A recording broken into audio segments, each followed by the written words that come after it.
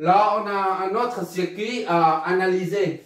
Celui-là contient un transformateur avec une réactance talon. On dit ça, talon, c'est pas, ça se trouve au dessous. Là.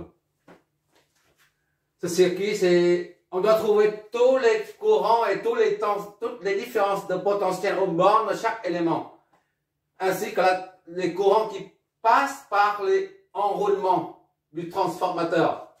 Le courant qui circule dans le primaire du transformateur ainsi que celui dans le secondaire du transformateur.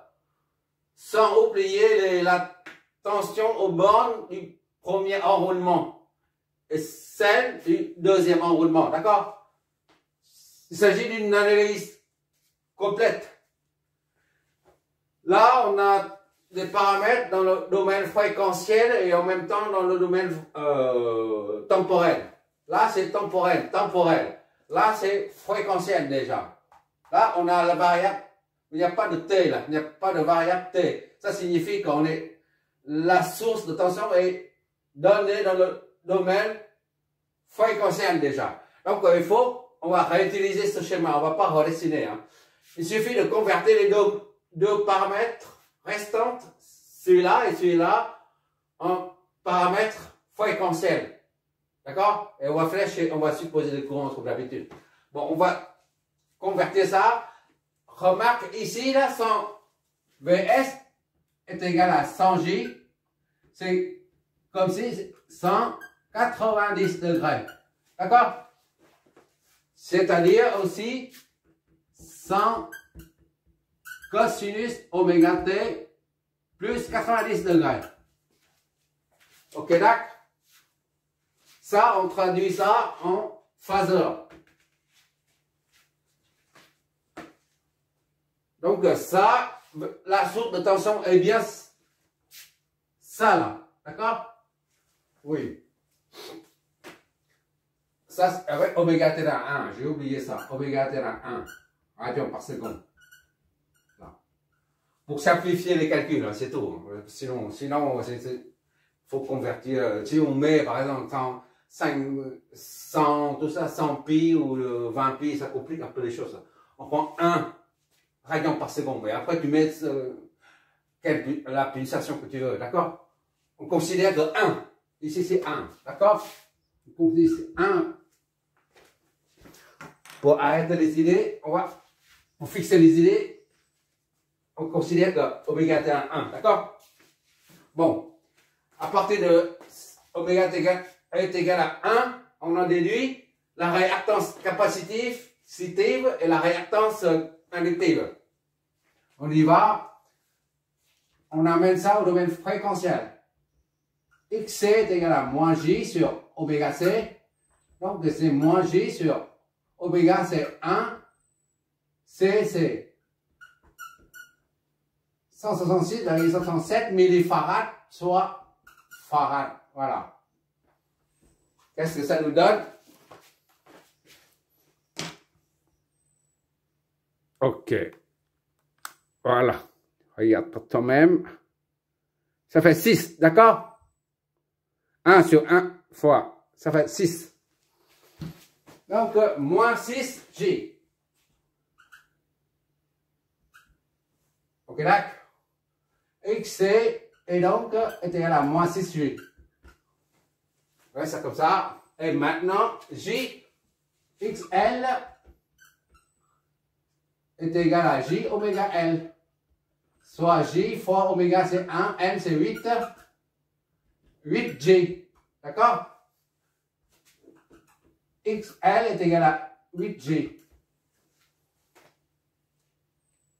Je fais pas de bêtises.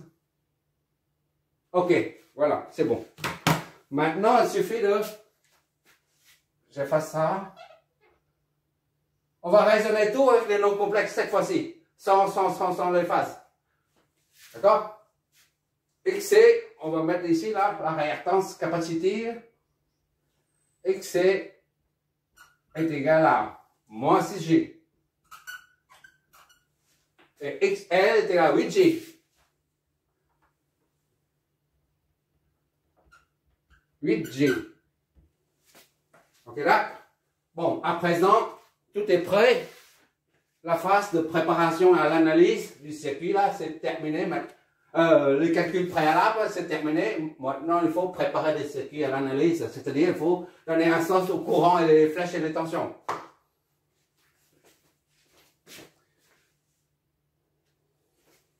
On y va, comme d'habitude, on va supposer qu'il y a un courant qui sort de cette source de tension sans J, là. Disons I1. Cette source de tension, là, va débuter en courant I1. Ok, là, on met pas chapeau, d'accord? Seulement pendant les calculs, on met les chapeaux. I1 qui circule comme ça.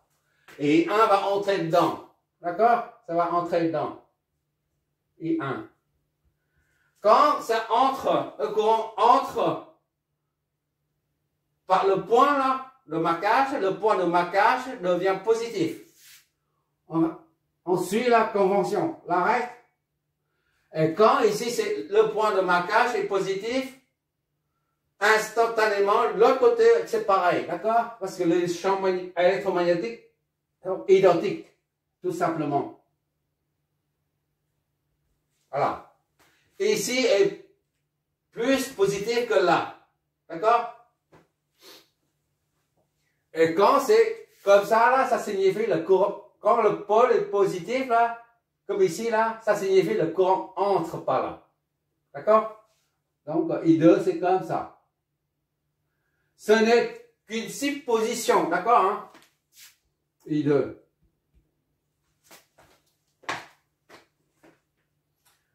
Puisque I1 descend ici, I2 descend ici, là, on ne peut pas supposer un autre courant qui va vers ce nœud-là. Sinon, ce serait un bouchon.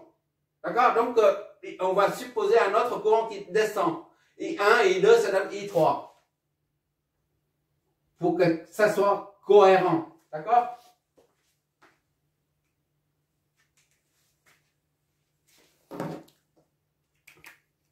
Maintenant, il s'agit de flécher le courant, les tensions, parce qu'on a tout là. I2 c'est ici, qui monte de la masse, d'accord? Qui sort de la masse, I2 là. Ok là? Donc, il suffit de flécher les tensions maintenant. Ça, c'est VS.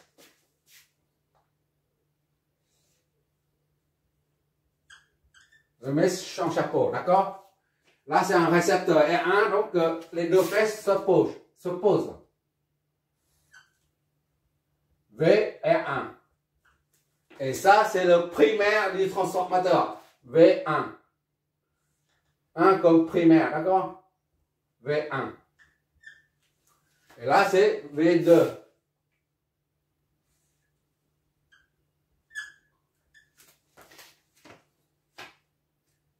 Et là, comme le courant descend, là, c'est un récepteur, donc la flèche de tension s'oriente vers le haut. C'est un récepteur. VC. Ok, là. Et enfin, il reste 1, 2, ok. Le récepteur ici, là, les deux flèches de tension et flèches de courant s'opposent. V et A2. Et enfin, ça c'est un récepteur, le courant circule comme ça, là, s'oriente vers là, ça monte, donc la flèche tension descend. Disons VL. N comme inductance. D'accord? Qu'est-ce qu'il nous reste? Voilà, c'est fini. À présent, on peut analyser le circuit, là. Oh, j'ai la dalle, j'ai la dalle. J'ai rien mangé depuis là. On va finir ça quand même. On va appliquer la loi des mailles. En partant d'ici là, 0, 0 et 0. En partant de 0, on revient à le point de départ, c'est 0. On part de 0, on revient à 0 pour former une maille. Il représente une résultante vectorielle nulle. Donc, on part d'ici, on remonte en suivant la flèche, et VS c'est positif. D'accord? Loi des mailles.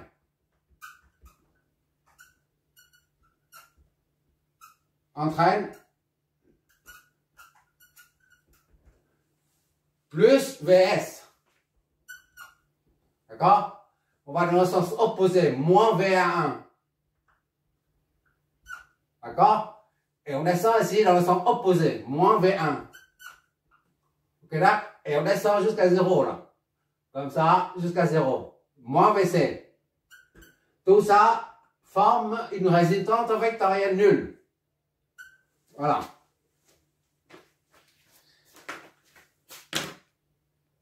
Bon. On continue. Tu vois là, la lumière, c'est bon. Ok. Bon, maintenant, on va passer VS de l'autre côté. Ça fait VR1 plus V1 plus VC est égal à VS. Ok là? VR1 c'est R1 fois I1. I1 plus V1. V1 c'est inconnu à présent. Plus VC. VC c'est XC fois I3. XC fois VC. XC fois I3. D'accord?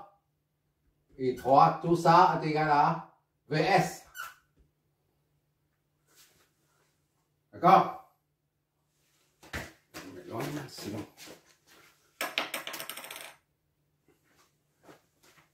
Ça, on réarrange tout ça là, R1 et 1, XC, I3 et plus V1 est égal à VS. R1 c'est combien? R1 c'est 2, I1. D'accord? Plus XC c'est moins 6J. Moins 6J fois I3. D'accord? Plus V1. C'est inconnu jusqu'à présent. V1 est égal à VS. C'est 100J. Notre première équation. À 3 inconnus. I1, I3 et V1. Notre, c'est primo.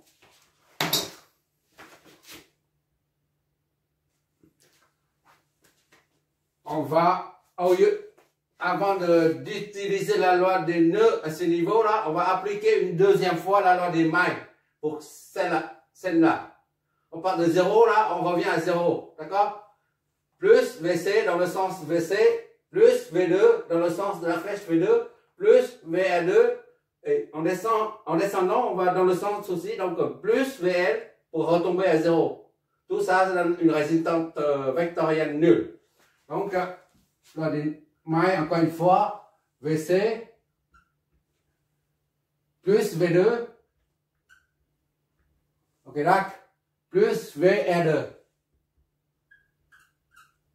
D'accord? Plus VL. On va toujours dans le même sens de celui de la flèche de tension. D'accord? VA2 et VL est égal à 0. D'accord?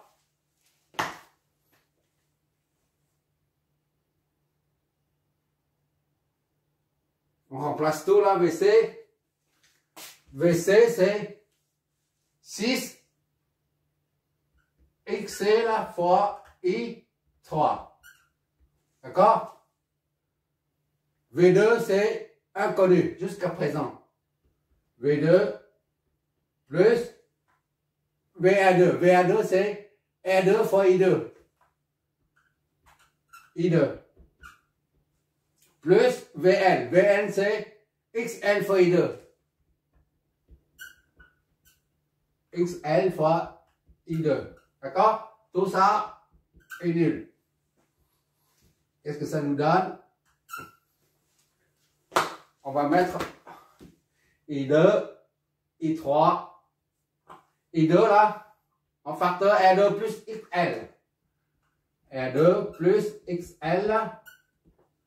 D'accord? Fois I2. Ça, c'est primo. Secondo, c'est XC fois I3. I3. D'accord? Plus V2 est égal à 0. D'accord? Application numérique, N2 c'est 10. Plus XL c'est 8J. I2, ok là, plus XC c'est moins 6J. I3, plus V2, inconnu jusqu'à présent. Voilà, c'est notre deuxième équation. Ça, c'est connu, ça, une constante. Deuxième équation. On a 1, 2, 3, inconnu, 4, 5. Maintenant, on va servir du rapport de transformation. Ah ouais, j'ai oublié, ça c'est combien déjà? Je ne me rappelle plus c'est 2. 0,25, 0,25, 1 sur 4, 1 sur 4. N est égal à 1 sur 4. Voilà, de mémoire. Ça fait au moins 15 ans. Au moins 15 ans. Tout ça, c'est au moins 15 ans. Ça y est, genre. 1 sur 4. Bon, on se sert il faut toujours, hein, pour un transformateur, la première donnée, c'est ça. C'est le rapport de transformation, 1 sur 4. Bon, on va utiliser le rapport de transformation pour V2 sur V1 est égal à N. D'accord? J'ai oublié ça. Un rappel concernant le rapport de transformation. On a fait les deux exos concernant les autotransformateurs où on a 600 et 120 volts. Efficace. Ça signifie V2 et V1. D'accord? Et le rapport de transformation, c'est N est égal à 120, V2 sur V1 est égal à 120 divisé par 600. Tu te rappelles les deux exos qui précèdent celui-là. Mais N aussi est égal à N2 sur N1. D'accord? Ça, comme il n'y a pas de tension là, pour l'instant il n'y a pas de tension, tu peux regarder ça comme si ce côté-là, au secondaire, il y a 1000 par exemple. 1000, si il y a 1000 spire autour. Spire, on dit spire, je crois. Et autour. Nombre de tours. Voilà.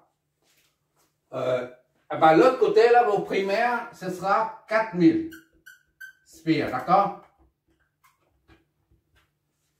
1 sur 1000 sur 4000, ça fait 1 sur 4, 0,25. D'accord?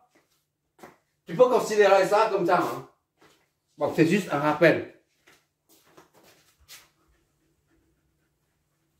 Maintenant, on va se servir du rapport de transformation pour trouver d'autres inconnus. On va dire I1 sur I2, d'accord, est égal à soit plus N, soit moins N. Tout dépend du sens de circulation, du sens de I1 et I2. Si les deux courants entrent, tous deux, dans le point de marquage, on aura I1 sur I2 est égal à moins N. D'accord? Et si les deux courants I1 et I2 sortent, tous deux, des points de marquage, on aura aussi moins N. Par contre, si un qui entre dans le point de marquage et l'autre qui sort du point de marquage, dans ce cas, on aura plus N. D'accord? Dans le cas présent, les deux courants entrent dans le point de marquage et par conséquent, on a moins N. D'accord? Et d'autre part, V2 sur V1 est égal à plus ou moins. V2 sur V1, c'est un rappel, hein, encore des rappels, c'est tant mieux comme ça, on est là pour apprendre. Hein. V2 sur V1 est égal à plus N si les deux flèches de tension là pointe vers les pôles positifs, vers le point de marquage. D'accord? Dans ce cas, on a plus V2 sur V1 égale à plus. Si cette flèche pointe vers le pôle plus et que celle-là pointe vers le petit, là, vers le pôle moins, dans ce cas, on aura moins N. D'accord? Et si les deux flèches, au lieu de pointer vers le point de marquage, toutes les deux pointent vers le pied, vers le moins là, et ben on aura aussi plus. D'accord? Tous les deux pointent vers le haut ou pointent vers le bas, on aura plus. Mais si un qui pointe vers le haut et l'autre pointe vers le bas, on aura moins. Pour les deux courants, c'est pareil. Quand les deux courants entrent ou sortent, on a moins. Et quand un qui entre et l'autre qui sort, on aura plus. D'accord? C'est ça à retenir, c'est la règle. D'accord? Il n'y a que ça pour les transformateurs. Donc, on va appliquer le premier. I1 sur I2. Et puisque les deux courants entrent en même temps là, dans le point de marquage, donc c'est moins N. D'accord? On en déduit I2. I2 est égal à I1 sur ça. Sur moins N. D'accord? Moins N, I1. Voilà, encore. C'est bon comme ça.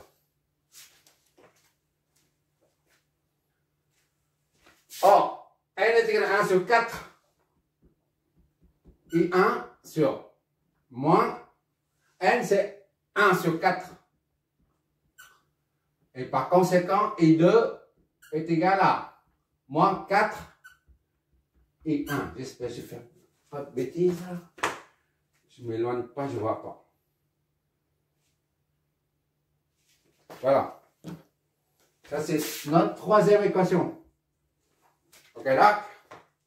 Maintenant, on se sert du deuxième rapport. V2 sur V1.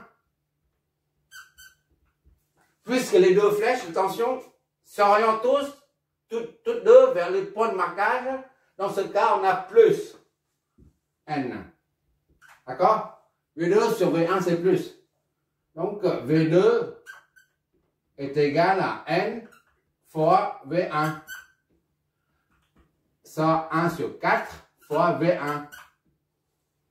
Donc, V2, je fais une bêtise.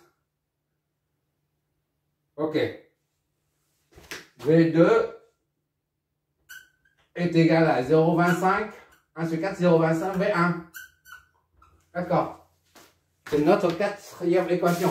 On a combien d'inconnus? Il faut autant d'équations que d'inconnus. D'accord? Voilà. J'ai fait une erreur là. J'ai vu tout à l'heure. Le chapeau. Ah ouais, c'est là. Voilà.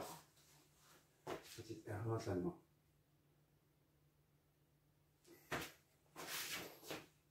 Ok. Maintenant, on va injecter I2 et V2 dans cette équation-là. I2, V2. Comme ça, on en déduit I3. 2. Je ne sais pas si tu vois encore. Trop bas, là. Si. 10 plus 8J. C'est ça, hein? I2 c'est moins 4 I1. Moins 4 I1. D'accord? Moins 6J. Oh là là. 6J I3. I3. OK. Plus V2.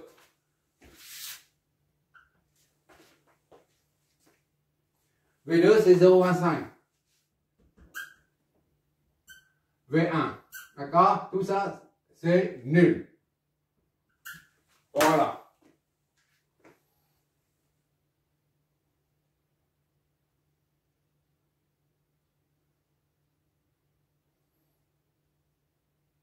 Bon, ça fait combien ça? Moins 40 et 32J. D'accord? Et 1 moins 6J et 3 plus 0,25 V1 est égal à 0. C'est ça, hein? Fais pas de bêtises.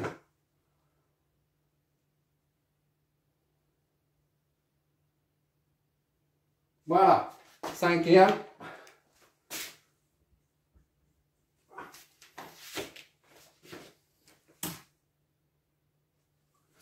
À présent, il n'y a plus de mailles là. On va exploiter la propriété de la loi, on va exploiter la loi des nœuds à ce niveau-là. D'accord? Donc, I1 qui descend, I2 qui descend est égal à la somme des deux est égale à le courant qui en sort du nœud.